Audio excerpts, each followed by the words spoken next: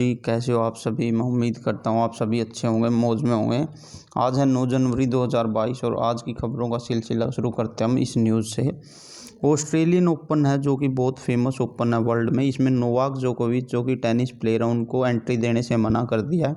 उनकी एंट्री ना देने का रीज़न ये है कि कोविड-19 की गाइडलाइंस इन्होंने फॉलो नहीं की। वो ना मानने के कारण इनको यहाँ खेलने से मना कर दिया गया। और जो नोवाक जोकोविच है जो ये सर्बिया के प्लेयर हैं। इसके साथ ही बता देता हूँ विश्व में 4 जो होते हैं वो बहुत ही फेमस ओपन कोर्ट हैं जो कि मतलब इनका सीक्वेंस भी पूछ लिया जाता है कभी कभी और ये भी पूछ लिया जाता है कौन सा कैसे खेला जाता है। तो हम इन 4 ओपन को जान लेते हैं टेनिस से जुड़े हुए जो बहुत ज़्यादा फेमस है जिन पे क्वेश्चन बनते हैं। सबसे पहले आता है ऑस्ट्रेलियन ओपन, फिर आता है फ्रेंच ओपन आता है, फिर विंबलडन ओपन आता है जो कि यूके में खेला जाता है, फिर यूएस ओपन आता है। विंबलडन ओपन यूके में खेला जाता है, यूनाइटेड किंगडम ब्रिटेन में। इनका सीक्वेंस मैंने आपको बता दिया। सबसे पहले ऑस्ट्रेलियन ओपन, फिर फ्रेंच ओपन, फिर विंबलडन और फिर यूएस ओपन। आप इसको ऐसे भी याद कर सकते हैं, ऑस्ट्रेलिया थोड़ा नॉर्मल देश है, फ्रेंच उससे मजबूत है, फ्रांस जो है, और जो विंबलडन यानी यूके वो उससे ज़्यादा मजबूत है और सबसे ज़्यादा मजबूत है यूएस। तो इस वे में आपको इसको सीक्वेंस लगा के याद कर सकते हैं। ठीक है, कभी कभी ये भी पूछ लेते हैं कि कौन सा कैसे कोर्ट पे खेला जाता है। ऑस्ट्रेलियन ओपन हार्ड कोर्ट पे खेला जाता है, फ्रेंच ओपन क्ले कोर्ट पे खेला जाता है यानी मिट्टी पे खेला जाता है, मिट्टी जो कि एग्रीकल्चर से जुड़ी हुई है। और फ्रांस को यूरोप का भारत भी कहा जाता है, एग्रीकल्चरल कंट्री आप ऐसे भी याद कर सकते हो। विंबलडन यानी यूके जो ग्रास कोर्ट पे खेला जाता है यानी घास पे खेला जाता है जो कि बहुत ही महंगी पड़ती है इस तरह का स्टेडियम बनाने के लिए, टेनिस के लिए। लेकिन यूके जिसने पूरे वर्ल्ड पे राज किया आप ऐसे याद कर सकते हो, एक अमीर देश है वो इसको मैनेज कर लेता है। यूएस ओपन है जो वो हार्ड कोर्ट पे खेला जाता है। तो नोवाक जोकोविच जो कि बहुत ही मोस्ट इंपॉर्टेंट न्यूज़ है, इसको ऑस्ट्रेलियन ओपन में एंट्री करने से मना कर दिया। रीज़न है कोविड-19 की गाइडलाइंस ना फॉलो करना। और साथ ही ये टेनिस प्लेयर है जिसने 20 ग्रैंड स्लैम जीते हैं। अब चलते हैं आज की अगली न्यूज़ पे।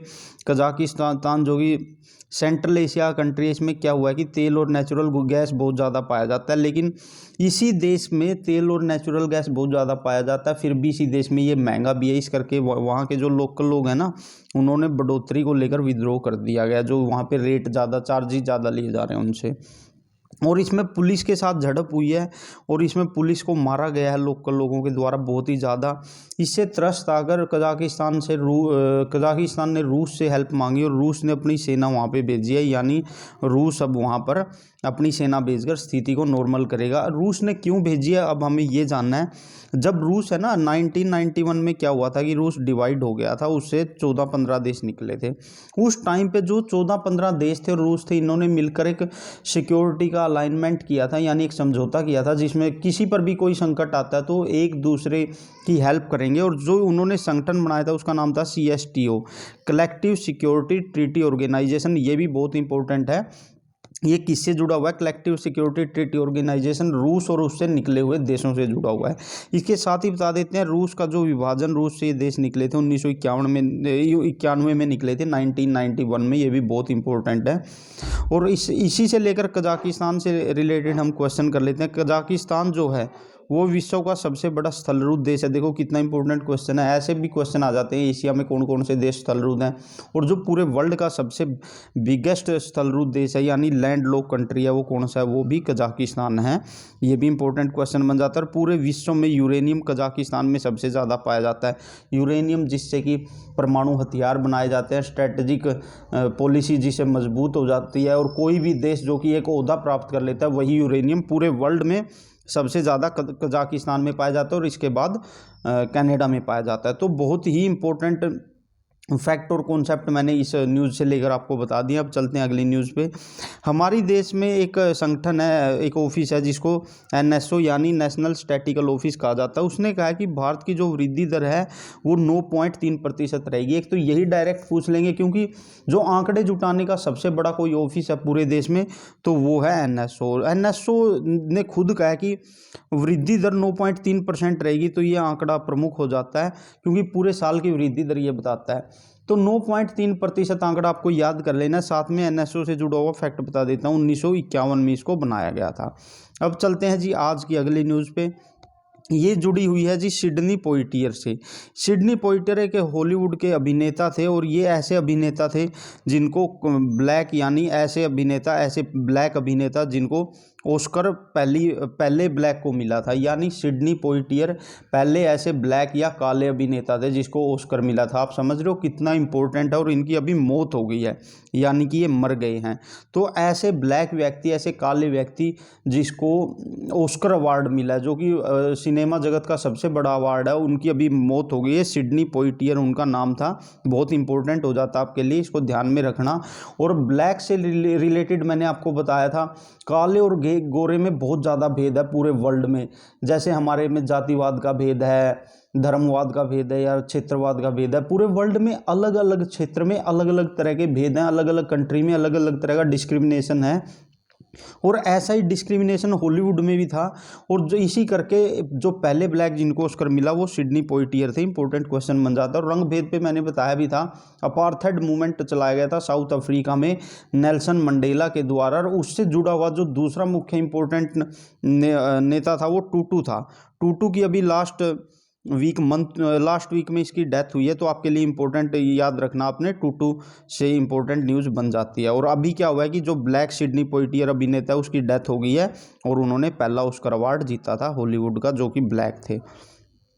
अब चलते हैं आगे। अब आज की जो ये न्यूज़ है इससे जुड़े हुए कॉन्सेप्चुअल फैक्चुअल बेसिक इतने इंपॉर्टेंट है, हर बार किसी ना किसी एग्जाम में इसमें कोई क्वेश्चन जरूर बनता है, तो ध्यान से देखना। संयुक्त राष्ट्र सुरक्षा परिषद में क्या हुआ कि 5 नए अस्थायी सदस्य चुन लिए जाते हैं। अभी चुने गए हैं, जस्ट अभी चुने गए हैं 5 नए अस्थायी सदस्य। कौन कौन से? एक तो यही देश नाम याद रखने आपको, क्योंकि इन्हीं देशों में एक देश ऐसा दे देंगे जो नहीं चुना गया, 3 देश चुने गए दे देंगे। तो आपके लिए इंपॉर्टेंट है, अल्बानिया चुना गया, गैबोन को चुना गया, ब्राज़ील को, घाना को और संयुक्त अरब अमीरात को। इसके साथ ही थोड़ा संयुक्त राष्ट्र के बारे में बता देता हूँ। संयुक्त राष्ट्र में 5 स्थायी सदस्य हैं और 10 अस्थायी सदस्य हैं, और टोटल जो सदस्य हैं इसके मेंबर हैं वो हैं 193। तो आपको बता दें जो 5 स्थायी सदस्य ये भी बहुत इंपॉर्टेंट हैं। फ्रांस है, रूस है, संयुक्त राज्य अमेरिका है, यूनाइटेड किंगडम है और चीन है। ये 5 स्थायी सदस्य हैं और 10 अस्थायी सदस्य हर 2 साल के गैप में चुने जाते हैं। और बहुत ही इम्पोर्टेंट है जो भारत है, भारत भी इसके अभी 10 अस्थायी सदस्यों में है 2001 से 2023 तक, 2021 से 2023 तक जो 10 अस्थायी सदस्य चुने गए हैं उनका भारत भी एक मेंबर है। और 5 स्थायी सदस्य मैंने बता दिए, फ्रांस, रूस, संयुक्त राज्य अमेरिका, यूनाइटेड किंगडम यानी ब्रिटेन और चीन।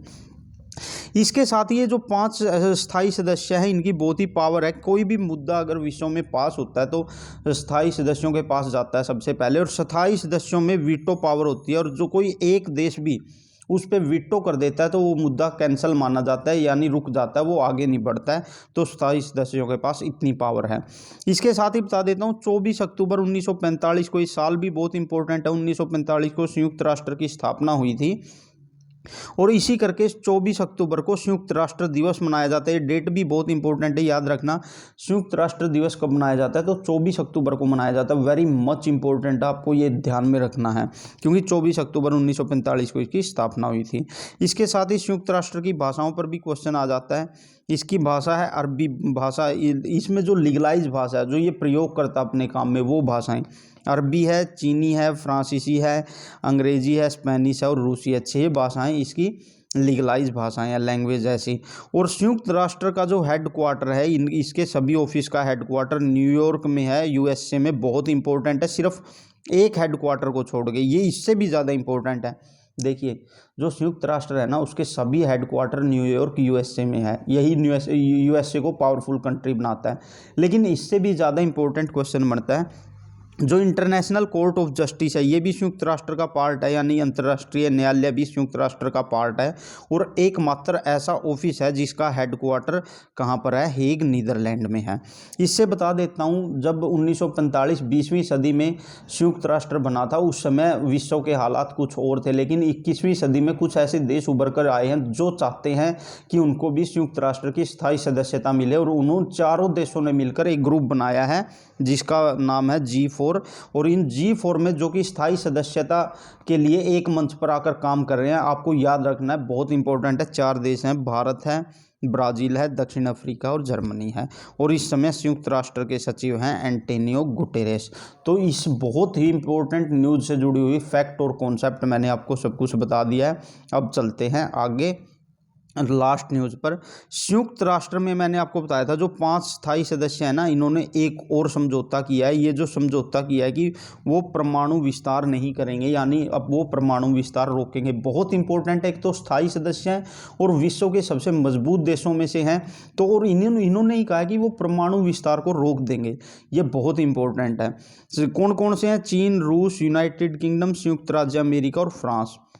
मैं आपको बता देता हूं, जो ये काम करेंगे, परमाणु अप्रसार संधि है जो 1968 की, उसके करके ये पालन करेंगे इस काम का। यानी कि परमाणु अप्रसार संधि कब बनाई गई थी? 1968 में ये साइन हुई थी और 1970 में ये लागू हो गई थी। एक तो यही इंपॉर्टेंट क्वेश्चन है।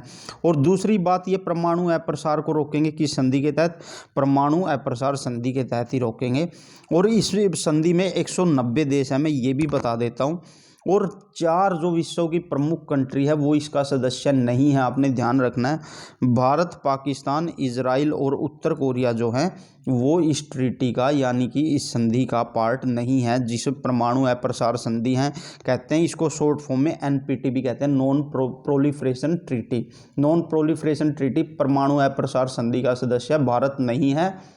और भारत का लॉजिक ये है, देखिए 1968 में ये संधि आ गई थी और 1970 में ये लागू होगी। लेकिन 1970 के बाद भी दुनिया के इन 5 देशों ने परमाणु हथियारों में इतनी ज़्यादा बढ़ोतरी की है, यानी कि ये संधि सही रूप से काम नहीं कर रही है। तो भारत ने कहा कि संधि के नाम पर आप विकासशील और अविकसित देशों को परमाणु हथियारों से दूर रखकर उनको और ज़्यादा कमज़ोर करने पे लगे हुए हैं, इसलिए भारत इस संधि का सदस्य नहीं बना। ये भी पूछ लेंगे डायरेक्ट को फैक्ट देके कि भारत इसका सदस्य है या नहीं है, तो आपको ध्यान रखना है भारत इसका सदस्य NPT का नहीं है। बहुत ही इंपॉर्टेंट फैक्ट है। और साथ में बता देता हूँ, मैं जो द हिंदू न्यूज़पेपर है उससे ये सब न्यूज़ उठाता हूँ, जो कि सबसे ज़्यादा ऑथेंटिक और बढ़िया न्यूज़पेपर है कॉम्पिटिटिव एग्ज़ाम्स के लिए। ये थी आज की खबरें। उम्मीद करता हूँ आपको ये सभी न्यूज़ पसंद आई होगी और मेरा पढ़ाने का तरीका भी पसंद आया होगा। और जो मेरा कंटेंट है मैं वो गारंटी देता हूँ, ऐसा कंटेंट आपको और कोई नहीं देगा इतने बेहतरीन तरीके से। तो आज के लिए आप सभी का धन्यवाद। जय हिंद, जय भारत।